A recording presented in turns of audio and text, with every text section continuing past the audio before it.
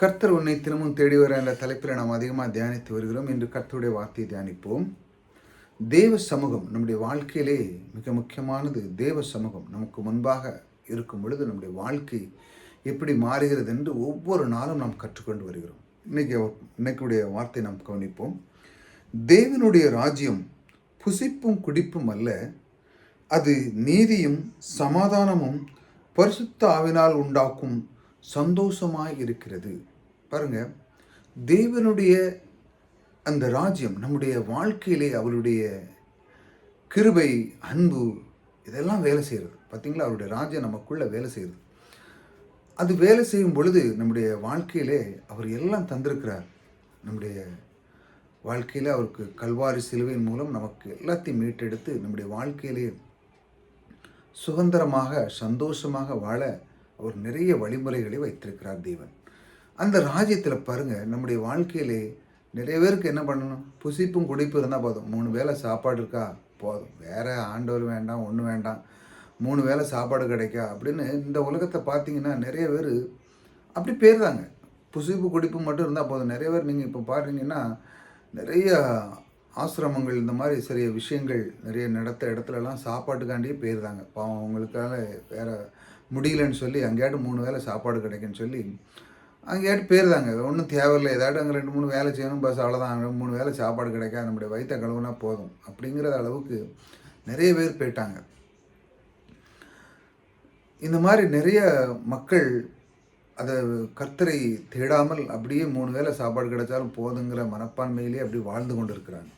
ஆனால் அதை தேவன் எப்படி சொல்லலாம்? அது மட்டுமல்ல, புசிப்பும் குடிப்பும் மட்டுமல்ல, நம்முடைய வாழ்க்கையில் அது கிடைக்குது. இந்த உலகத்தில் பாருங்கள், தேவன் அந்த அண்டசராசரை படைத்தவர் எல்லா உயிர்களுக்கும் அழகாக படையளக்கிறார். எல்லாத்தையுமே படையளக்கிறார். ஒரு மனிதன் வெறும் சாப்பாடும் எதுவும் சாப்பிட்டுட்டு வாழ்ந்தான்னா அந்த சரீரத்துக்கு எதுக்கு தேவன் அந்த சரீரம் இந்த உலகத்துக்கு கொடுத்துருக்கிறார் என்றால் அந்த சரீரத்துக்கு ஏதோ ஒரு நோக்கத்தை தான் வச்சிருக்கிறார் இல்லையா? அதை செய்யணும், அதன் மூலமாக மற்றவர்கள் பயன்பட வேண்டும், அவன் இருக்கிற உள்ள தாளந்துகளை எடுத்து அவன் செய்ய வேண்டும். இப்படித்தான் அதுதான் அந்த சரீரத்தை கொடுத்துருக்கிறார். ஆனால் நிறைய பேர் என்ன செய்யலாங்க? இதே தான், குடிப்பும் குசிப்பும் சாப்பாடு தான், வேறு ஒன்றும் இல்லை. சிலவங்க இந்த குடியை விட வேறு குடியிலே இருக்காங்க வாழ்க்கை ஃபுல்லாக. அதே குடிச்சு நிறைய பேர் கெட்டு போனவங்க நிறையா இருக்காங்க. இப்போ அதுதான் நிறையா விதமான ட்ரெண்டில் போய்ட்டுருக்கு. நிறைய கடைகள் எங்கே திறந்தாலும் கடையாக தான் இருக்குது, குடிக்கிற கடையாக தான் இருக்குது. அது அவங்க வாழ்க்கையில் கெடுத்து குடிச்சு வராது. அந்த மாதிரி நிறைய கெடுக்கல் இந்த மாதிரி பிசாசு கெடுத்து கொண்டு இருக்கிறான்.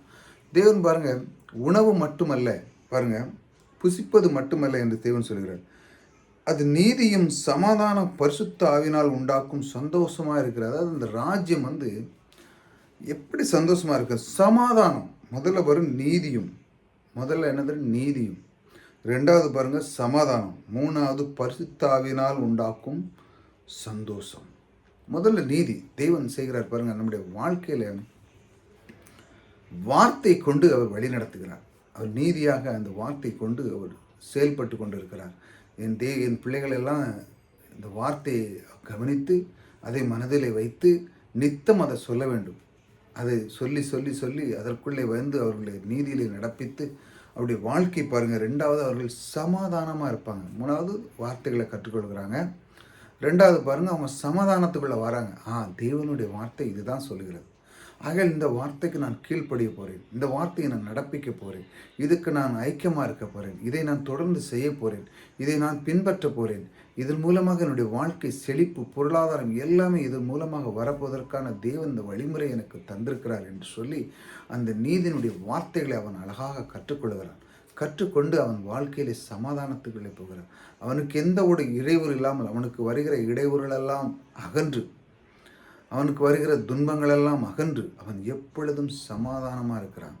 அதற்கப்புறம் பாருங்கள், பரிசுத்த ஆவியானவர் என்ன பண்ணுறார் பாருங்கள், அவனுக்கு சந்தோஷத்தை கொடுக்கிறார். பரிசுத்த ஆவியானவர் உண்டாக்கும். அவர் என்ன பண்ணுறார்? பரிசுத்த ஆவியானவர் எல்லாத்தையும் நிகழ்ந்து இப்போ கற்றுக்காச்சு, சமாதானம் ஆயிடுச்சு. என்ன பாருங்கள், அந்த ஆவியானவர் என்ன பண்ணுறாரு பாருங்கள், அவர் அந்த சந்தோஷத்தை கொடுக்குறார். வாழ்க்கையில் மிக முக்கியமானது, நிறைய பேர் ஹாப்பினஸ், அதாவது ரொம்ப சந்தோஷம், அதாவது எங்கே மகிழ்ச்சி இருக்குது இதைத்தான் தேடி ஓடுறான் மனுஷன் ஒவ்வொரு நாளும். இந்த குலத்து இங்கே போய் கிடைக்குமா, இல்லை அங்கே கிடைக்குமா, இல்லை அவங்ககிட்ட போகலாமா, இவங்ககிட்ட போகலாமா, எதையாட்டு எங்கேயாட்டு போவோமா, இல்லைன்னா எங்கேயாட்டு படமாக எங்கேயாட்டு போவோமா, எதையாட்டு செய்வோம், ஏதாவது சந்தோஷம் இருக்கும். வீட்டில் இருந்துடக்கூடாது, வீட்டை விட்டு ஓடிடும் அப்படின்னு மனிதனுடைய எண்ணங்கள் நிறையா இருக்குது. இந்த உலகத்தில் அந்த குடும்பங்கிற நடத்துதல் நிறைய பேர் இதே தான் யோசிக்கிறாங்க. என்னங்க வீட்டில் இருந்து ஒரு நிம்மதி இல்லை, சந்தோஷமே இல்லை அப்படின்னு சொல்லி வேற எங்கேயாட்டு சந்தோஷம் எங்கே இருக்குன்னு தேடலாம். ஆனால் பாருங்கள், தேவன் சொல்லுகிறார், பரிசுத்தாவினால் உண்டாக்கும் சந்தோஷம் அவர் உண்டாக்குற அந்த சந்தோஷமாக இருக்கிறார். அவர் உண்டாக்குறார். எப்படி? அவருடைய வாழ்க்கை இதெல்லாம் கொடுக்குறார் பாருங்க, நீதியும் சமாதானம் இதெல்லாம் கொடுக்க உடனே பரிசுத்தாவினார் உங்களுக்குள்ளே வரும் பொழுது உங்களுடைய குறைகளெல்லாம் நீக்குவார். அதுதான் ரொம்ப முக்கியமானது. இந்த பாயிண்ட், இந்த குறைகளை நீக்கிற தேவன் நமக்குள்ளே இருக்கும் பொழுது நம்முடைய வாழ்க்கையை மகிழ்ச்சி கொடுக்கும். அப்படி தானே? நிறைய பேர் பாருங்கள், நம்முடைய வாழ்க்கையில் நீங்கள் பார்த்துருப்பீங்க, நிறைய பேருக்கு எத்தனையோ பிரச்சனைகள் எத்தனையோ இருக்கும். ஆனாலும் அவர்கள் கர்த்தருடைய வார்த்தை கேட்டு, இல்லைன்னா கொஞ்சம் முதிர் வயதில் உள்ளவர்களோ இல்லை அனுபவசாலிகளோ இவர்கள்ட்டெல்லாம் பழகுங்க, பழகி பேசுங்க. உங்களுக்கான ஞானத்தை இருக்குது. ஞானம் நிறைய பேர்கிட்ட நிறைய புதைந்து கிடக்கிறது.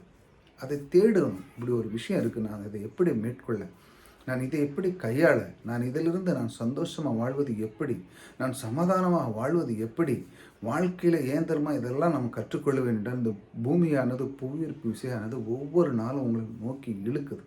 உங்களுக்கு இருக்கிற அந்த தாளந்து, அந்த அதெல்லாம் செய்ய விடாத அளவுக்கு அது இழுக்குது பாருங்கள். என்னைக்கு ஆதாம் பாவம் செஞ்சானோ அன்னையிலிருந்து இங்கே தரித்திரையும் இந்த மாதிரி ஒரு சாமமான ஒரு பிரமாணங்க வேலை செஞ்சிட்ருக்கு.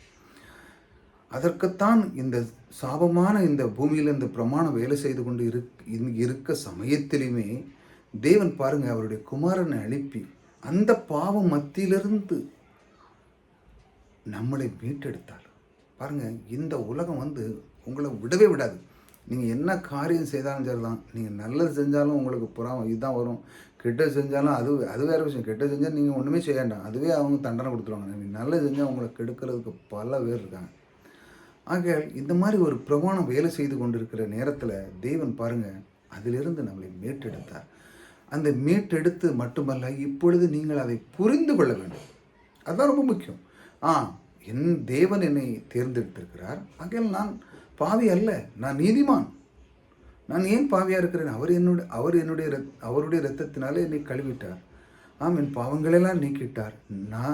நான் தரித்திரனாக இருக்கக்கூடாது, நான் சாபக்கேடில் இருக்கக்கூடாதுன்னு சொல்லி அவர் கல்வாரி சிலுவையிலே மரித்தார். நான் செல்வேந்தனாக இருக்கும்படி தான் அவருடைய விருப்பமும் சித்தமாக இருக்கிறது. அதை ஒரு மனிதன் தெரிந்து கொள்ள வேண்டும். இப்படி தெரிந்து கொள்ளும் போது தான் அவனுடைய வாழ்க்கை மாறுகிறது பாருங்கள். அப்படி மாறும் பொழுது தான் அவன் சந்தோஷமாகவும் எப்பொழுதும் சமாதானமாக இருக்கிறான். தேவன் உங்களுடைய வாழ்க்கை திறனை மாற்றுவதற்காகவே விரும்பி கொண்டிருக்கிறார். இதை முதல்ல புரிஞ்சுக்கொள்ளுங்க. அவருடைய சித்தமே உங்களை உயர்த்துவதற்குத்தான் அவருடைய விருப்பமும் சித்தமாக இருக்கிறது. ஒரு மனிதன் புரிந்து கொண்டாலே போதும், என்னுடைய வாழ்க்கையை உயர்த்துவதற்காகவே தேவன் என்னோடு கூட இருக்கிறார், என்னுடைய வாழ்க்கை தரத்தை உயர்த்தப் போகிறார், ஆகிய நான் ஏன் கலக்கப் போகிறேன்? இப்படி ஒவ்வொரு நாளும் நீங்கள் கற்றுக்கொள்ளும் பொழுது உங்களுடைய வாழ்க்கை திறன் மாறுகிறது. அப்பொழுது தெய்வ சமூகம் உங்களுக்குள்ளே வேலை செய்யும் பொழுது உங்களை யாருமே ஒன்றும் செய்ய முடியாது. உங்களுக்குள்ளே இருக்கிற அந்த தெய்வ சமூகம் ஒரு நாளும் குறைவு இருக்காது. ஒரு நாளும் குறைவில் உங்களுடைய வாழ்க்கை திறனை மாறும்.